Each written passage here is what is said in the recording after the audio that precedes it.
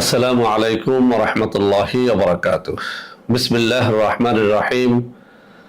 আলহামদুলিল্লাহি রাব্বিল আলামিন ওয়াল আকিবাতু লিল মুত্তাকিন। আসসালাতু ওয়াসসালামু আলা নাবিয়্যিহি মুহাম্মাদিন ওয়া আলিহি ওয়া আসহাবিহি আজমাইন। আম্মা বা'দ। সম্মানিত দিনদার ভাই বোনেরা, আজ আমি আপনাদের জন্য অত্যন্ত চমৎকার একটা ভিডিও নিয়ে হাজির হয়েছি। বন্ধুরা আমার, আপনারা জানেন গত কয়েক বছর পর্যন্ত আমি বাংলাদেশের বিভিন্ন প্রান্তে সফর করে বেড়াচ্ছি। আলহামদুলিল্লাহ, যেখানেই যাচ্ছি অসংখ্য অগণিত ভাই ও বোন আমার সাথে দেখা সাক্ষাৎ করে তাদের নানা রকম সমস্যার কথা তুলে ধরছেন। আমিও আমার সাধ্যানুযায়ী তাদের সাহায্য করার চেষ্টা করে যাচ্ছি। বন্ধুরা আমার, আল্লাহ রাব্বুল আলামিনের কাছে এই প্রার্থনা করি, আল্লাহ রাব্বুল আলামিন যেন আমাকে আমৃত্যু মানুষের খেদমতে নিয়োজিত রাখেন, আমিন। বন্ধুরা আমার, আমরা যখন বিভিন্ন এলাকায় সফরে বের হই, নানা রকমের মানুষ তাদের নানা রকম কষ্টের কথা আমাদের সাথে শেয়ার করে থাকেন। তো বন্ধুরা আমার, ইদানিং আমার অনেক ভাই ও বোন জাদুটোনা থেকে মুক্তি, জাদুটোনা কাটা ইত্যাদি বিষয়ে একটা ভালো কোরআনী তদবির চেয়েছেন। তারা বলেছেন যে স্যার, শিরক বিদআত মুক্ত এমন একটা তদবির আমাদেরকে দিন, যেটির মাধ্যমে আমরা আমাদের জাদুকে কাটতে পারবো, জাদুটোনা থেকে আশ্রয় পেতে পারবো, এমনকি কেউ আমাদেরকে জাদুটোনা করতে পারবে না। যদি কেউ জাদুটোনা করেও থাকে সেটা আমরা খুঁজে বের করতে পারবো, অর্থাৎ আমরা জাদুটোনা থেকে বাঁচতে পারবো। বন্ধুরা আমার, আমাদের মধ্যে অনেক ভাই বোন একটা কথা বলে থাকেন যে স্যার, আসলে জাদুটোনা এটা কি হাদিস বা কোরআনে আছে কিনা। একটা কথা আপনাদেরকে বলে দেই, পবিত্র কোরআনুল কারীম দ্বারাই কিন্তু জাদুটোনা এটি সাব্যস্ত। আমরা জানি হযরত মুসা আলাইহিস সালাতু ওয়াস সালাম যখন কাফিরদের বিরুদ্ধে যুদ্ধ করতেন, ওইসব কাফিররা অর্থাৎ তৎকালীন সময়ের কাফিররা মুসা আলাইহিস সালাতু ওয়াস সালামের বিরুদ্ধে জাদুটোনার আশ্রয় নিয়ে যুদ্ধ করত। এরকম হযরত সুলাইমান আলাইহিস সালাতু ওয়াস সালামের কাহিনীগুলো যদি পবিত্র কোরআনুল কারীম থেকে আপনারা পড়েন, সেখানেও দেখবেন হযরত সুলাইমান আলাইহিস সালাতু ওয়াস সালামের বিরুদ্ধে যেসব কাফিররা যুদ্ধ করত, তারা জাদুটোনার আশ্রয় নিয়ে যুদ্ধ করত। এমনকি আখিরি নবী হযরত মুহাম্মদুর রাসূলুল্লাহ সাল্লাল্লাহু আলাইহি ওয়াসাল্লামকে পর্যন্ত একজন ইহুদি রমণী জাদুটোনা করেছিল। এই ঘটনাটা আপনারা পবিত্র কোরআনুল কারীমের সূরা ফালাক এবং নাসের শানে নুজুলের মধ্যে পেয়ে যাবেন। তো বন্ধুরা আমরা আজকে যে তদবিরটির কথা বলবো, এটি অত্যন্ত গুরুত্বপূর্ণ একটা তদবির। বিশেষ করে যারা জাদুটোনায় আক্রান্ত আছেন, জাদুটোনা থেকে মুক্তি পাচ্ছেন, তাদেরকে বলবো আজকের এই ভিডিওটি শুরু থেকে শেষ পর্যন্ত দেখবেন। ইনশাআল্লাহ এটির মাধ্যমে আপনারা জাদুটোনায় আক্রান্ত হলেও সেখান থেকে স্থায়ীভাবে মুক্তির একটা পথ পেয়ে যাবেন।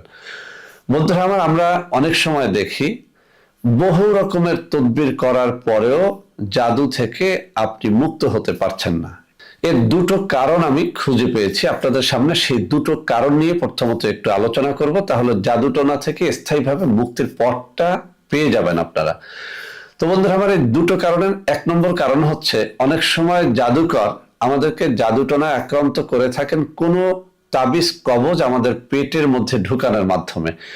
খাবারের মাধ্যমে হতে পারে, স্বপ্নের মাধ্যমে হতে পারে, বিভিন্ন মাধ্যমে কিন্তু জিনের মাধ্যমে তদবির বা তাবিজ, জাদুর তাবিজ আমাদের পেটে ঢোকানো সম্ভব। এটাকে রক্তের সাথে মিশিয়ে দেওয়া সম্ভব।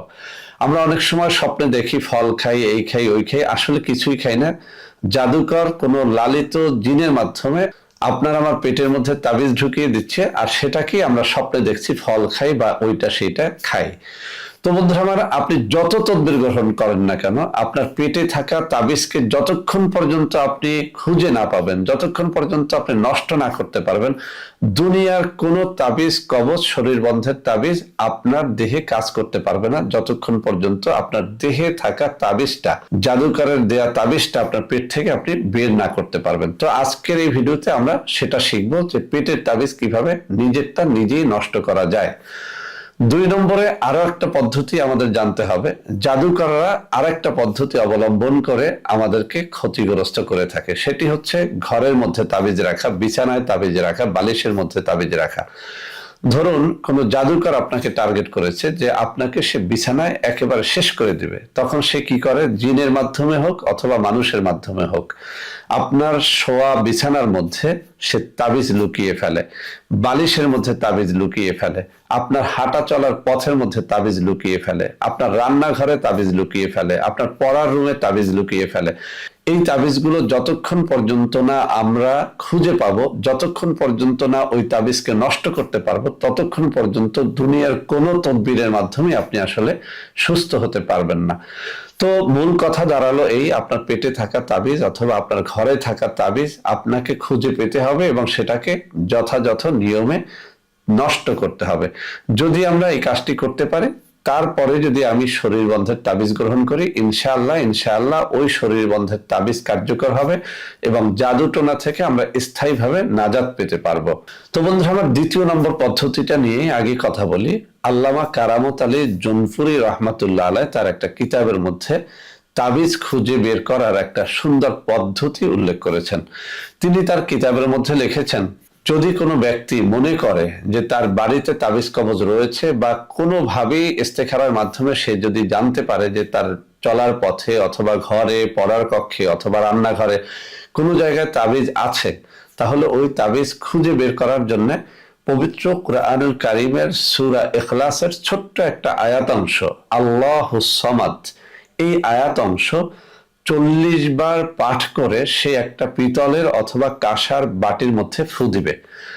এরপরে মেশক জাফরানের কালি দ্বারা আল্লাহুস সামাদ শব্দটি সুন্দর করে একটা কাগজের মধ্যে 40 বার লিখবে। আল্লাহুস সামাদ শব্দটা একটা কাগজের মধ্যে মেশক জাফরানের কালি দ্বারা 40 বার লিখবে। ওই লিখিত কাগজটাকে সুন্দর করে তাবিজের আকৃতিতে বোটে বেঁধে এরপরে কোনো একজন নেককার পরহেজগার ব্যক্তি অথবা কোনো একটা নাবালক বাচ্চার হাতের মধ্যে দিয়ে দিবে। ওই হাতের তালুতে আবার আল্লাহুস সামাদ এই আয়াতাংশটুকু 40 বার পড়ে 40টা ফু দিবে। এভাবে পড়বে, আল্লাহুস সামাদ, আল্লাহুস সামাদ, আল্লাহুস সামাদ। এভাবে হাতের তালুর মধ্যে 40 বার ফু দিবে। আবারও আমরা কথাগুলো একটু শুনে নেই।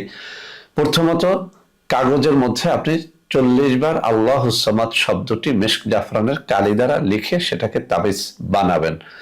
দ্বিতীয়ত, কোনো একটা কাঁসার অথবা পিতলের বাটি নেবেন, সেখানে আল্লাহুস সামাদ 40 বার পড়ে ফু দিবেন। তৃতীয়ত, কোনো একটা নাবালক বাচ্চা অথবা কোনো একজন নেককার পরহেজগার ব্যক্তির হাতের তালুর মধ্যে তাবিজটা রেখে সেখানে 40 বার আল্লাহুস সামাদ পড়ে ফু দিবেন। প্রতি একবার পড়ে একবার ফু। এরপরে আপনি কয়েকবার দুরূদ শরীফ পড়ে আপনি ছোট্ট মোনাজাতের মতো করে বলবেন, হে আল্লাহ, এই বাড়ি বা এই বাড়ির আশেপাশে যেখানেই আমার বিরুদ্ধে করা জাদুর তাবিজ রয়েছে, তুমি তোমার কুদরত দ্বারা পবিত্র কালামে পাকের বরকতে এই বাটিকে সেখানে চালিত করো, সেখানে নিয়ে যাও।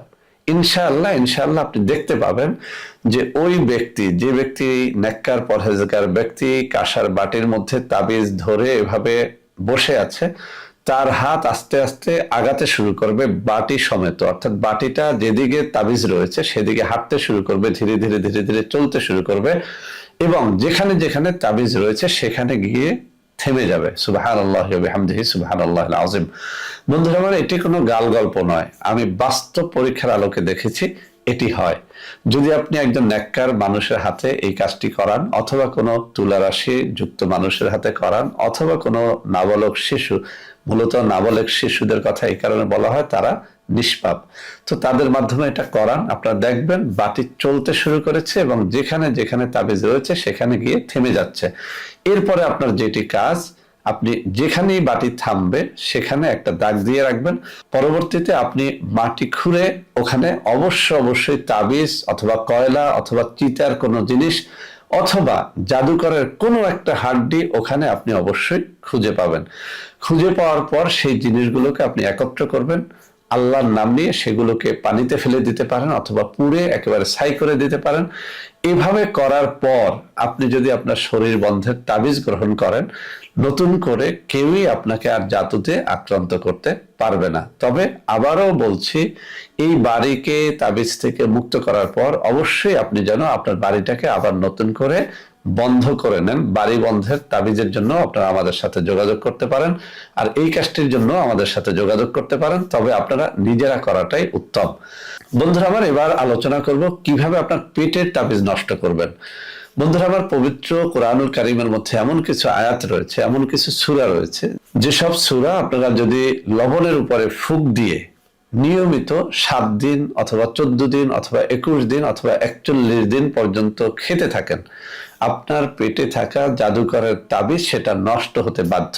যেমন সূরা ফালাক, সূরা নাস, সূরা ইখলাস, সূরা কাফিরুন 4 কুল অথবা 3 কুল, সূরা ইখলাস, সূরা ফালাক, সূরা নাস প্রতি একবার পরে একবার ফু, এভাবে 7 বার পরে অথবা 14 বার পরে অথবা 21 বার পরে অথবা 41 বার পর্যন্ত পড়ে ওই লবণ খালি পেটে খাবেন। ইনশাআল্লাহ জাদুকরের তাবিজ আপনার পেটে থাকলে, আপনার দেহের সাথে মিশে গিয়ে থাকলেও সেটা নষ্ট হয়ে যেতে বাধ্য। তো বন্ধুরা, আমার পেটের তাবিজ নষ্ট করার জন্য আরো একটা পদ্ধতি রয়েছে। আপনারা দেখবেন কিছু মানুষ যারা পেট তুলতে জানে, দেশের বিভিন্ন অঞ্চলে এই পেট তোলাকে কেউ নাভি তোলা বলে, পেট খোলা বলে, যেভাবেই বলুক না কেন, মুখ থেকে বিভিন্ন দোয়া দরুদের মাধ্যমে, নাভির মাধ্যমে পেট থেকে তাবিজ তোলা যায়। যদি আপনারা পারেন, এরকম কোনো পরহেজগার ব্যক্তি পান, তাহলে তাদের মাধ্যমে পেট খুলে, নাভি খুলে তাবিজটা বের করে নেওয়াটাও একটা সুন্দর পদ্ধতি।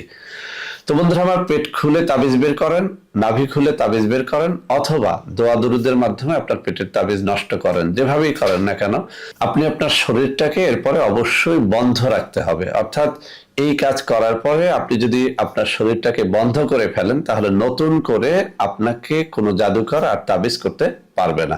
তো বন্ধুরা আমার, আপনার বাড়ির মধ্যে থাকা তাবিজ আপনি খুঁজে নষ্ট করুন, এরপরে আপনার পেটের তাবিজ বের করে ফেলুন, এরপরে আপনার বাড়ি বন্ধ করুন এবং আপনার শরীরে তাবিজ ব্যবহার করুন শরীর বন্ধের জন্য। ইনশাআল্লাহ কোনো জাদুকর নতুন করে আর আপনাকে কোনো ধরনের ক্ষতি করতে পারবে না। তো বন্ধুরা আমার, যারা এভাবে তাবিজ কবজ ব্যবহার করতে চান না, তাদেরকে বলি 33 আয়াত দৈনিক পাঠ করবেন, অথবা 4 কুল বা 3 কুল পরে 5 ওয়াক্ত নামাজের পরে শরীর ঝাড়বেন। ইনশাআল্লাহ কোনো তাবিজ কবজ ছাড়াই আপনার শরীরটা বন্ধ থাকবে এবং আপনি সকল প্রকার জাদুটোনার হাত থেকে বাঁচতে পারবেন। তো বন্ধুরা আমার, আজকে যে বিষয়টি নিয়ে কথা বললাম অত্যন্ত গুরুত্বপূর্ণ একটা বিষয়। যদি আপনারা শিখতে পারেন, ইনশাআল্লাহ এর দ্বারা আপনারা ফায়দাবান হতে পারবেন। বন্ধুরা আমার, ভিডিওটি ভালো লাগলে লাইক করবেন, কমেন্ট করবেন, শেয়ার করবেন। এই জাতীয় তাবিজ কবজের জন্য আপনারা আমাদের সাথে যোগাযোগ করতে পারবেন। আমি স্ক্রিনে কিছু নম্বর দিয়ে দেবো, ওইসব নম্বরে আপনারা সরাসরি ভিডিও কলে আমার সাথে কথাবার্তা বলে ওইসব তাবিজ গ্রহণ করতে পারবেন, অথবা সরাসরি আমার সাথে যে কোনো অফিসেও দেখা সাক্ষাৎ করতে পারবেন। তো বন্ধুরা আমার, সবাই ভালো থাকবেন। ভিডিওটি ভালো লাগলে লাইক করবেন, কমেন্ট করবেন, শেয়ার করবেন। আল্লাহ হাফেজ। আসসালামু আলাইকুম ওয়া রাহমাতুল্লাহি ওয়া বারাকাতুহু। বন্ধুরা আমার, আপনাদের মধ্যে অনেকেই আমাদের প্রোডাক্ট ক্রয় করতে গিয়ে প্রতারিত হচ্ছেন। সেজন্য এখন কিছু নম্বর আমি মুখে পড়ে শোনাবো। এই সব নম্বরে প্রোডাক্ট অর্ডার করলে আপনারা ইনশাআল্লাহ প্রতারিত হবেন না। 01335 096 001, 01335 096 002, 01335 096 003, 01335 096 004, 01335 096 005, 01335 096 006। এছাড়াও বন্ধুরা আমার, আমাদের একটা হটলাইন নম্বর রয়েছে। এই নম্বরটি 24 ঘন্টা আপনারা খোলা পাবেন। 09647 450 450। বন্ধুরা আমার, এছাড়াও সারা বাংলাদেশের সবকটা অফিসের নম্বর এখন আমি হাতে তুলে ধরে দেখিয়ে দিচ্ছি। এই সব নম্বরে আপনারা প্রোডাক্ট অর্ডার করলে প্রতারিত হবেন না ইনশাআল্লাহ।